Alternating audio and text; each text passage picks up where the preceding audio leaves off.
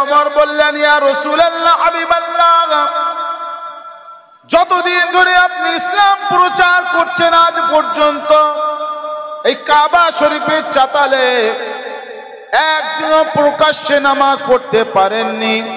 আমি ওমর ইসলামের ছায়া তলে আসছি। ইসলামের ছায়া তলে আসার পরে আমি ওমর উলঙ্গ তরবারি নিয়ে দাঁড়িয়ে রইলাম। দেখি কুফারে কুরাইশদের ভিতরে কার বেটা এসে আমার রাসূলের গায়ে হাত তোলে। বেরিয়ে আসতে হবে। কোন মুসলমান বিপদে পড়েছে রাস্তার উপরে, আপনিও মুসলমান, একই রাস্তা দিয়ে যাচ্ছিলেন, তার বিপদে পড়া দেখে আপনি পাশ কাটিয়ে চলে গেলেন। সেই ব্যক্তি যদি আপনার নাম ধরে ডাকে আর যদি বলে, ভাই এখানে আসেন, আমাকে একটু উদ্ধার করেন, এই মনে করে যদি ওই ব্যক্তির পাশ থেকে পাশ কাটিয়ে চলে যান, আল্লাহ রাসূল বলছেন, কোন মানুষ যদি বিপদের মধ্যে পড়ে আর সেই জায়গা থেকে আপনি যদি এড়িয়ে চলে যান, আপনি তো কাপুরুষ। আপনি কি কাপুরুষ? কেননা আপনার ভয় সে যদি আমার কাছে কিছু মালকড়ি চায়। বুঝতে পারেননি? এরকম জাল থেকে আপনাকে বেরিয়ে আসতে হবে। ওয়াজ তো সারা জীবন শুনবে, বহু মানুষ এসে ওয়াজ করবে, আলেম ওলামারা ওয়াজ করে যাবে। হযরতে ওমর ফারুক রাদিয়াল্লাহু তাআলা আনহুর কথা বলছিলাম। আমার রাসূল পাক সাল্লাল্লাহু আলাইহি ওয়াসাল্লাম পর্দা নিলেন। হযরতে আবু বকর 2 বছর খেলাফতে ছিলেন। আবু বকরের পরে খলিফা পদে নিযুক্ত হলেন হযরতে ওমর। কে শুনতেছেন ওয়াজ? হযরতে ওমর খলিফা পদে বসলেন।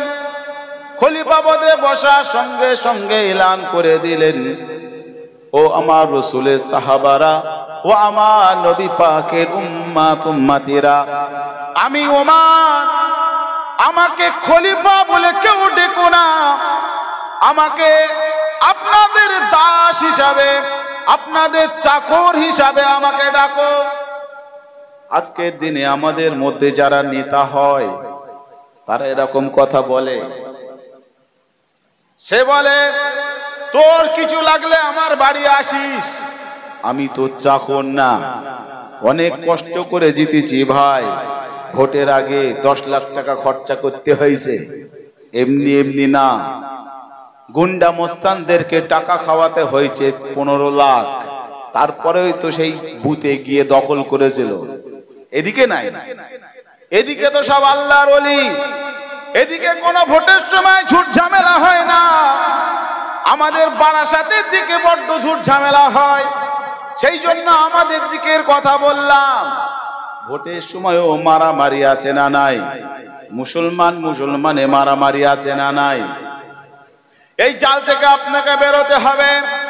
হযরতে ওমর সাহাবাদের দিকে তাকিয়ে বললেন, আমি তো আজকের এই সিংহাসন, এই খলিফা পদে বসার জন্য কোন যোগ্য ওমরের ভিতরে নাই। আপনারা সবাই মিলে যখন আমাকে নিযুক্ত করেছেন, আমাকে খলিফা বলে কেউ ডেকো না, আমি হযরতে ওমর, আমাকে তোমরা ইসলামের কোন একজন দাস হিসাবে আমাকে ডেকো, আমার রাসূলের গোলাম হিসাবে ডেকো। আমাকে তোমরা যখন কোনো কাজে বিপদে পড়বে আমাকে সেই জায়গাতে ডেকো। আমি ওমর, যদি আমি জীবিত থাকি, যতদিন পর্যন্ত তোমাদের খেদমত করতে পারবো, আমি ওমর নিজেকে বড় খুশি বলে মনে করব। এর নাম ছিল হযরতে ওমর। গভীর রজনী হয়ে যায়, সকলে ঘুমিয়ে পড়ে মদিনা শরীফে, এমনকি পাক পাখিলিগুলো তারাও ঘুমিয়ে যায়। কেউ জেগে নাই, একজনের চোখে ঘুম নাই, তিনি হলেন হযরতে ওমর। ওমরের চোখে ঘুম নাই। ছন্দবেশে বার হয়ে যায়, পাগড়িটা মাথায় দেয়, আবার মাথায় দিয়ে এইভাবে করে মুখটা বেঁধে নেন, যাতে কেউ না চিনতে পারে যে আমিরুল মুমিনিন খলিফাতুল মুসলিমিন রাতের অন্ধকারে কোথায় যায় কেউ জানে না। হযরতে ওমর রাতের অন্ধকারে বেরিয়ে পড়লেন, একবার এখানে, একবার ওখানে, একবার সেখানে, এক এক জায়গায় যায়।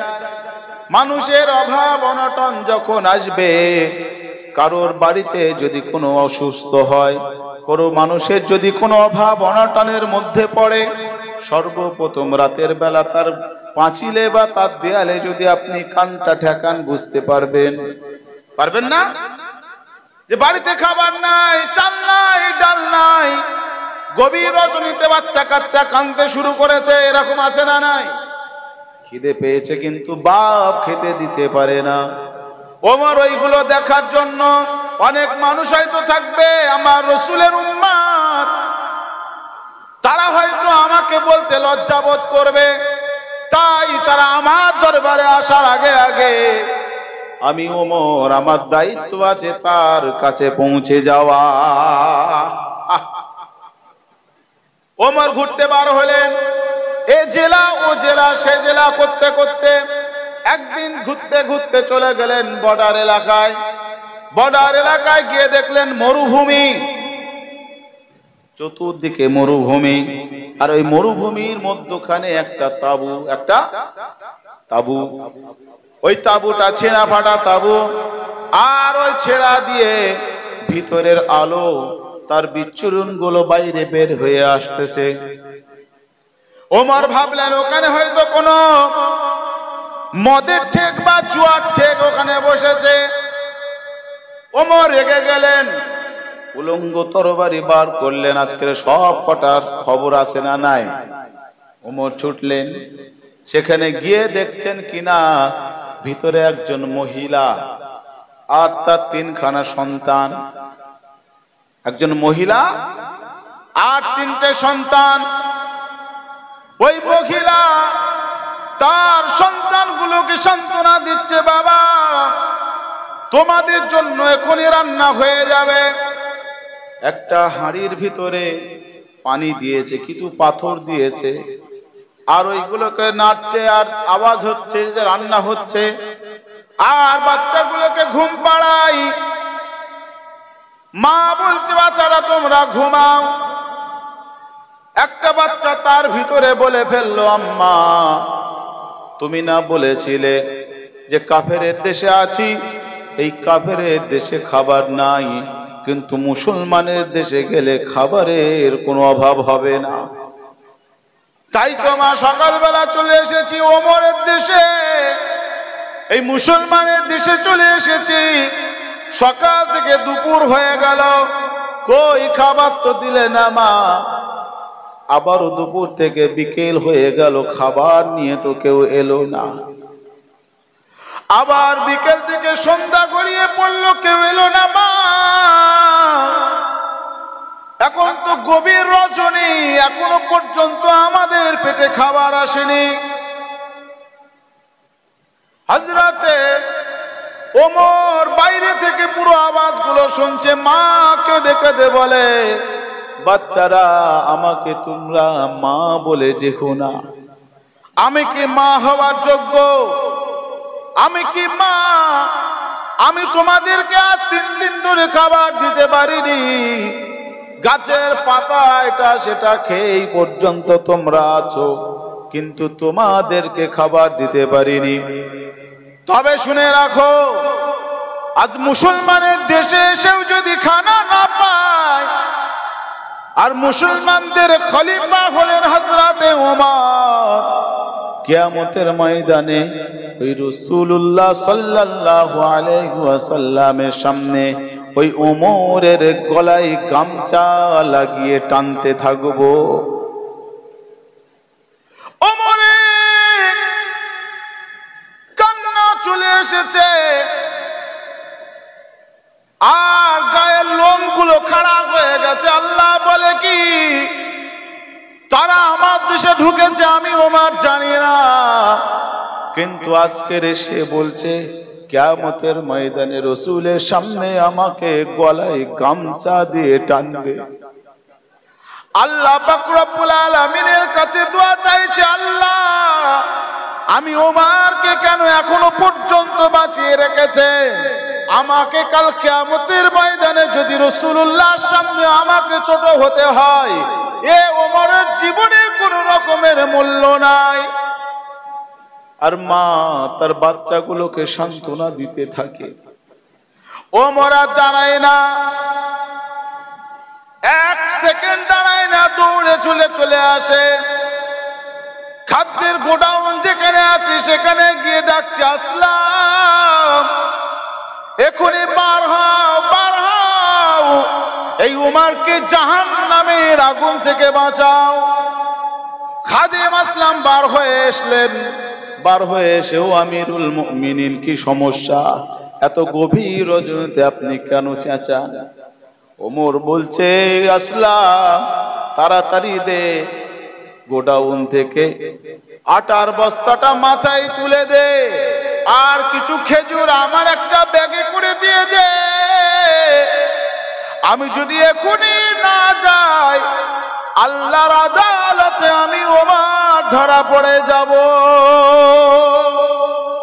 জোরে হবে না সুবহানাল্লাহ? কেমন ভয়! 10 জন সাহাবা দুনিয়া থেকে আল্লাহ পাক রব্বুল আলামিন তাদেরকে জান্নাতের সার্টিফিকেট দিয়েছিলেন। তার ভিতরে দ্বিতীয় নম্বর নামটা আসে হযরতে ওমর। জান্নাতের সার্টিফিকেট পাওয়ার পরেও জাহান্নামের কত ভয় আছে না নাই? আর আমার দেশের আজকের মুসলমান নেতাদের কোনো ভয় নাই। একের পর এক রাস্তা আসতেছে, ঢালাই রাস্তা, বলে কত টাকা খরচ? 10 লাখ টাকা। 1.5 লাখ টাকায় পুরো রাস্তা হয়ে গিয়েছে, বাকি টাকা কোথায়? বলছে বাকি টাকা ওপর থেকে নিচু পর্যন্ত, রাস্তা পর্যন্ত আসতে আসতে, ঘর্ষণ খেতে খেতে খেতে খেতে, মাজতে মাজতে সব টাকা শেষ হয়ে 1.5 লাখ টাকায় দাঁড়িয়েছে। আছে না নাই? এদিকের নেতারা সব মাশাআল্লাহ আল্লাহর ওলি, কিন্তু আমাদের বারাসাতের দিকে একটু তাকালে বুঝতে পারবেন সেখানে এইরকম কাজ কারবার হয়ে থাকে। 10 লাখ টাকার স্যাংশন হলে 2 লাখ টাকার কাজ হয়, বাকি 8 লাখ টাকা নেতার পকেটে চলে যায়। হালাল না হারাম? কথা বলেন, ভয় লাগতেছে। আর হযরতে ওমর, সে তার প্রজার কথা ভেবে ওমর থাকতে পারে না। মাথার বস্তা নিয়ে ওমর আসলাম বলে, ও খলিফাতুল মুসলিমিন, আপনি কেন মাথার উপরে বস্তা উঠাবেন? বস্তা উঠানোর জন্য তো আমরা আছি, আপনি শুধু বলেন কোন জায়গাটায় পৌঁছাতে হবে। ওমর বললেন, না, বস্তা তোমাদের মাথায় দেওয়া যাবে না।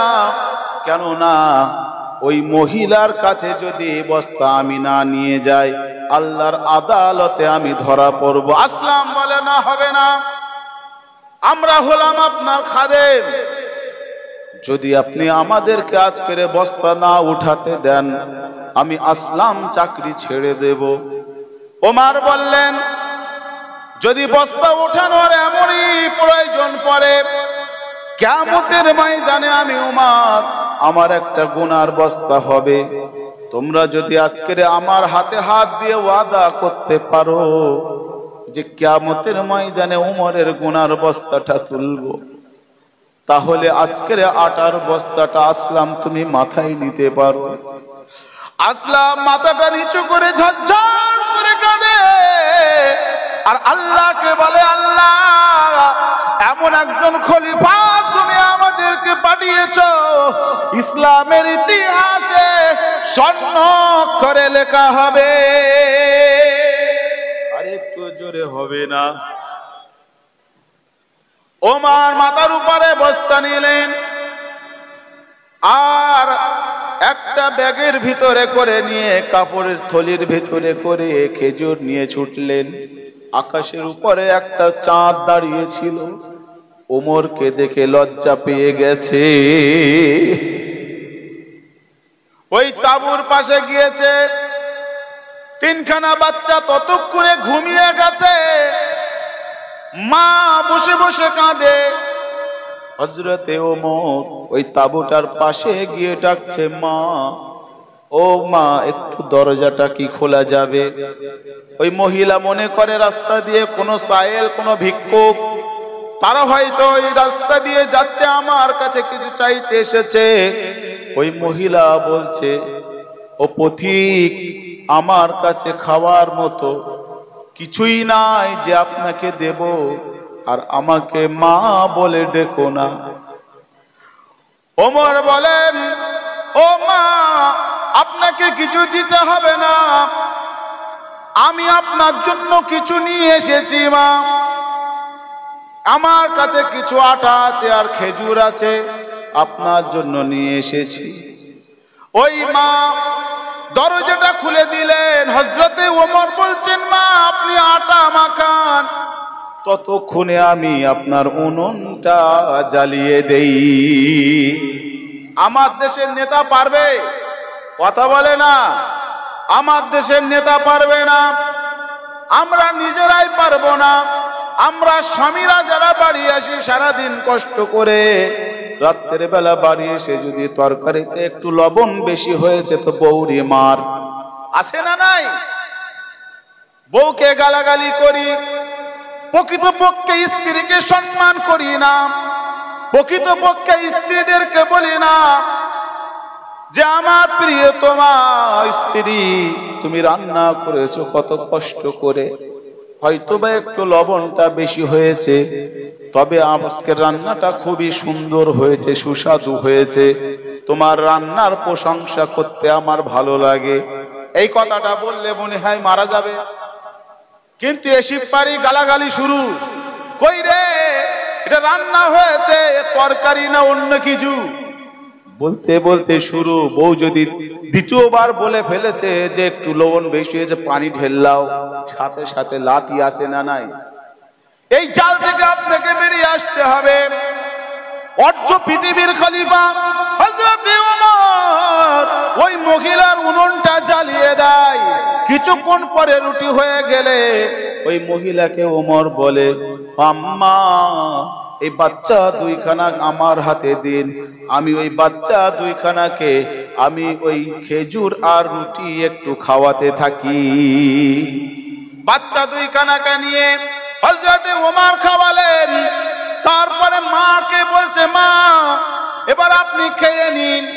কিছুক্ষণ পরে ওমর বলছেন, ও আম্মা জান, কালকের সকালবেলা আপনি ওমরের দরবারে যাবেন, ওমরের সঙ্গে আমার সম্পর্ক ভালো, ওমরকে বলে আপনার রেশনের ব্যবস্থা করে দেব।